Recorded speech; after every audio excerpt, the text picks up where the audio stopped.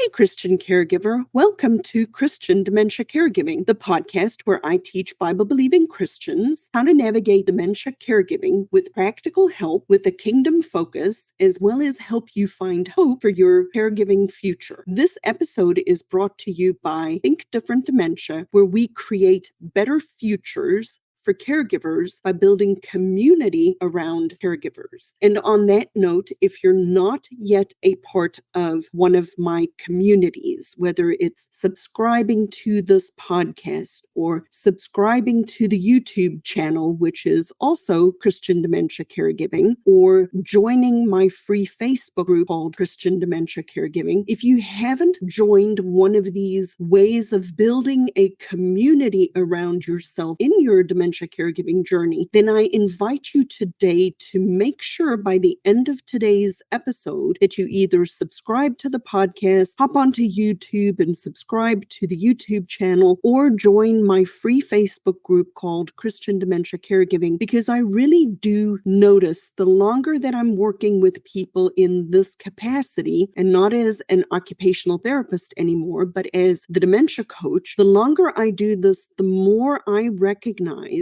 that community is the key. Relationships are central to dementia and dementia caregiving, and doing a caregiving journey alone is where we set ourselves up for failure. So I invite you to join one of my communities so that you can start to get some real help, real practical community around you. And stay tuned for the future, because coming up in October, I'm going to open up another free community that is off of Facebook, because I, to be very honest, don't like Facebook much at all. And I want to serve people deeply, and I don't feel like I can do that on Facebook. So stay tuned for that. That'll be coming up sometime in October, hopefully. But anyway, I decided to do a series of 3 question and answer style episodes to see how I can truly give you some practical solutions to some of your caregiving challenges. Today's episode, I'm going to answer 3 questions on how to best manage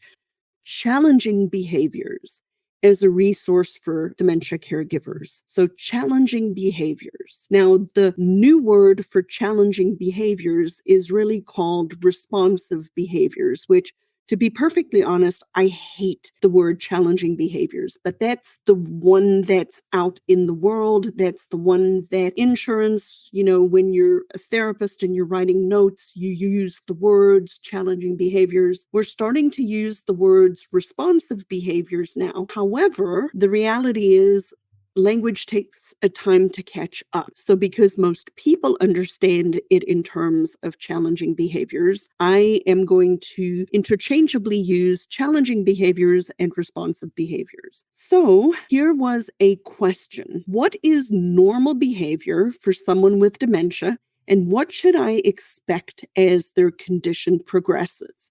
That was a question that was asked by a person who was joining my free Facebook group. So that's another avenue for you to get questions to me, is through the free Facebook group. So we're going to do 3 today. What is normal behavior for someone with dementia, and what should I expect as their condition progresses? How can I handle paranoia and sporadic mood swings in a loved one with dementia? And what are the best strategies for managing sundowning? So those are the 3 questions we're going to look at today. So what is normal behavior for someone with dementia, and what should I expect as their condition progresses? So here's the question. What is normal behavior? Because I contend that our normal way of being our whole entire life, to a large extent, impacts and facilitates how we navigate our dementia caregiving journey, our dementia journey if we're somebody living with dementia. What is normal behavior to start with, right? We are all sinners. We all transgress God's law every single day. We all have our own normal struggles and challenges and besetting sins from before. The difference is that when we are honest with ourselves, ourselves as a Christian, we are able to a large extent to put a veneer over some of our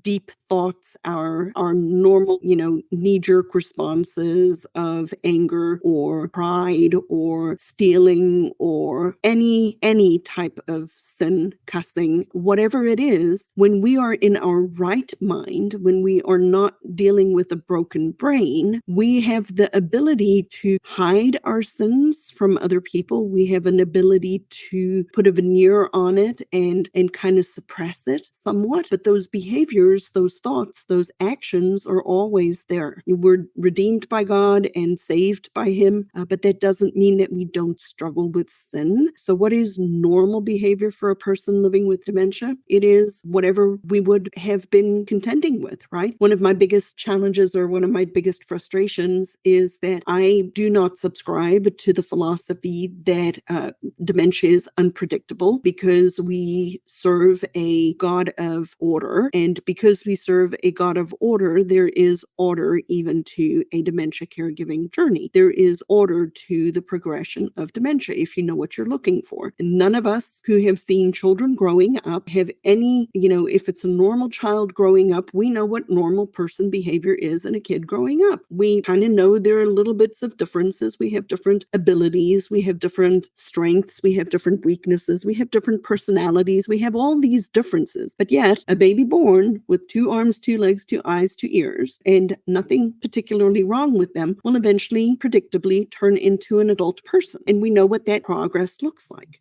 right? And we know what normal behavior for a child developing is. Well, normal behavior for a person living with dementia is normal human behavior. And so another way I describe challenging behaviors is normal human behavior magnified. So if the person was always an angry person beforehand, it's likely that they're going to be an angry person magnified when living with dementia. If the person was perhaps an anxious person beforehand, they may continue to be a even more anxious person as they're living with dementia, because that particular behavior is magnified. And so that's the one part of the question. And then the second part of the question was, what should I expect as their condition progresses? The reality of the matter is, like I said, I believe dementia is very predictable because it follows the normal human progression from baby through to adulthood, developmental progression, but going backwards. That is called retrogenesis. Retro means back, genesis means to the beginning. So there's a philosophy out there, there's a framework out there that really talks about the progression of dementia following normal human developmental milestones, but going backwards, retrogenesis, back to the beginning. And I find that to be the most accurate description of what you can expect as a person's condition progresses. So the way I teach people is, I want you to consider,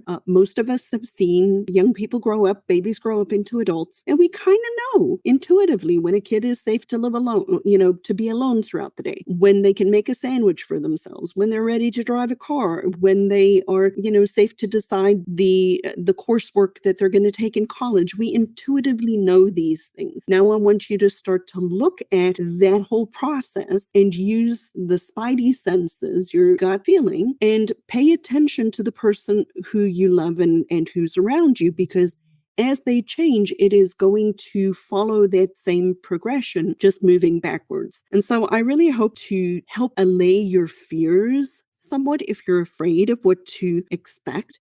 Because each person, yes, is different, but so is each child growing up. We all have different likes. We all have different dislikes. And those are the things that are the nuances. But that's just because we're human and we're each person different to another person. We speak different languages. We have different cultures. We have different memories. We have different ways of doing things. It doesn't make the one person right, the other person wrong. It just means that the way we are going to sometimes respond is because of some of these other things. But the progression of dementia is very, very predictable. So I hope that allays anybody who is listening, who is afraid because they don't know what to expect. I hope that allays your fears. I know a few things about life in general. Number one is, unless the Lord comes again, none of us are going to make it out of here alive. life. So we know that if it's your husband, if it's your spouse, if it's your child, none of us are going to make it out of here. At some point or another, we are all going to, like I said, unless the Lord comes again, pass away. So we know that. The second thing I know to be true about dementia is that if we live long enough with dementia, we will need 24 hours supervision. I'll say it again. If we live long enough with dementia, we will need 24 hours supervision. So we need to plan for that ahead of time. All right, so off my little soapbox. Here's the second question. How can I handle paranoia and sporadic mood swings in a loved one with dementia? So paranoia is one of those things that oftentimes comes with a couple of things. It can be hallucinations or it can be a delusion. So what is a hallucination? A hallucination is a person actually seeing, smelling, hearing, feeling, tasting something that isn't really there. So they really see a person who is walking outside that isn't there, right? That is a hallucination. A delusion is believing something that isn't true. A delusion. Oftentimes delusions are person has a paranoid delusions. And the most common delusions in dementia, specifically Alzheimer's, is my husband or wife is having an affair or somebody is stealing my stuff. Those are the two most common paranoid delusions people tend to have. So when a person is experiencing and living with dementia, one of the biggest, most basic rules that you need to start to follow almost immediately upon recognizing or realizing that the person is living with brain changes is not to argue with them, not to try to reason through the fact that there isn't something there or that nobody stole their stuff. Because guess what? You cannot reason with a broken. So when a person's brain is changing, when their brain is changing, it means I have to change. I have to do things differently. Are you feeling stressed as a Christian dementia caregiver? Let me help. I offer a monthly dementia care audit to one listener of this program to provide you with personalized but evidence-based strategies from a biblical perspective. We only have one session available each month. Don't miss this opportunity to make your dementia caregiving journey easier. Schedule your own dementia care audit today. So the first strategy I want to teach you today is not to argue with them, not to try to reason through and say, but no, that isn't true, because they truly believe that it is true. They're not lying. This is what they believe. It's just like somebody who really believes that the green grass outside is blue. You can talk until you're blue in the face. They are going to believe the green grass outside is blue because maybe they are colorblind, right? So do not argue with a person who has hallucinations or actually any kind of brain change. Just don't try to reason with them. We have to find other strategies. And then related to the sporadic mood swings, what might be helpful for you to consider is exactly what the situation is, because it may look sporadic to you, but there might be something going on that is causing those behaviors. Typically, these responsive behaviors occur in one of five different ways. The first one is something is occurring with the person. So they're tired or they're overwhelmed or they're hungry or they're hurting or something is going on with that human that we can see and pay attention to know that that is a specific trigger or a cause of the behavior or the responsive stuff that we are observing, the mood swing. The second thing is what is going on in the environment. Is it super, super loud? Is it super cold? Is it super hot? Is there a bunch of rugrats running around that aren't there usually every single day that are causing these types of disturbances in the environment? So the person, the environment, the activity participation. So either is the person super overwhelmed because they're bored out of their skull or there's too much going on in the environment. So what's going on related to activity or task participation? And then the third one is, how am I as the caregiver, the care partner, contributing to this? Am I super stressed and they're picking up on my stress levels? Am I tired and I was snippy and I caused these things? So it spells out peace, and the E is evaluate and educate, evaluate and educate. So what I would love for you to do is to start to pay attention to this peace frame: person, environment, activities, care partner, and then evaluate and educate, evaluate and educate. So real boots on the ground solution for you in order to be able to manage some of these responsive or challenging behaviors. Then the last question, and this one will be a little bit briefer because I really am trying to keep the episodes a little shorter for everybody, but what are the best strategies for managing sundowning issues? Now, sundowning is one of those ones that really can be pretty challenging to try to work through. But nuts and bolts on the ground strategies related to sundowning is, number one, routine is your friend. Do not allow the person who you are living with or taking care of, do not allow them to sleep until 2 o'clock in the afternoon. One of the biggest differences between facility-based care and home-based care is that facility-based care has a very structured routine, and a very structured routine related to time of day when things happen help to keep the person living with dementia on track. So get up at the same time every single day, even if you had a bad night. Do not let the person sleep until 10 o'clock, 11 o'clock in the morning. The reality is sometimes we do this because that block of time is when we actually have time to get our stuff done, when we can do the laundry or the groceries or whatever, make the meat. But I really want you to not allow the person to sleep as late in the day, get them up every day at the same time, meals at the same time, the fabric of the life to be very structured and routine every single day. It will significantly help. The second thing related to sundowning is getting them in the sunlight, getting them outside. Sunlight in the morning on your eyes resets your circadian rhythm, resets your brain to know it's daytime and it's time to be awake. The third thing is do not allow the person to take numerous constant naps throughout the day, which means because they have lost the ability sometimes to initiate doing things by themselves, it means I need to come alongside them and help keep them engaged in their environment so that they're not just sleeping. Yes, there's a point in time when, as the person is transitioning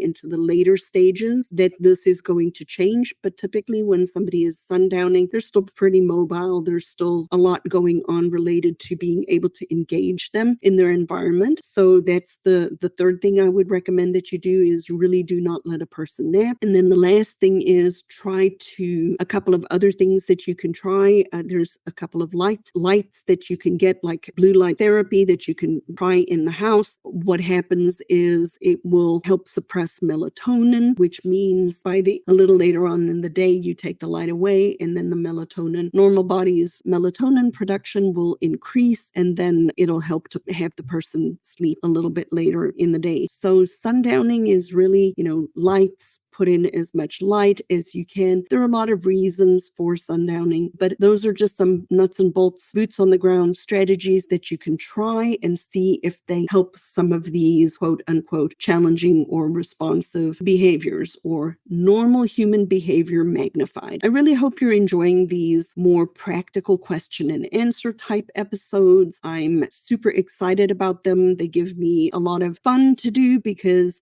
whatever questions you have, somebody else for sure has. Something I'm working on is going to be to get a way for you to send me a voice message with your own particular question on, and that we can try to get some more of the listeners' actual questions on the podcast. And yet again, if you haven't yet signed up for a one-on-one free 20 to 30 minute opportunity to ask your questions and be on this podcast, send me the word audit, AUDIT, on Messenger or Facebook and sign up for an opportunity to have a conversation with me. I really am here to serve you, so that's a way you can serve me. Another way you can serve me is share this podcast with other people that you know who are struggling as family caregivers, particularly if they're Christians. And you don't need to be Christian to listen, but my heart is to serve the Christian community, and I really do want this podcast to grow so I can serve more people in the world. And as I try, when I remember to end all of my podcast episodes, remember I pray for you every single day, and that I pray that the Lord will bless you and keep you. And I look forward to seeing you in our next episode.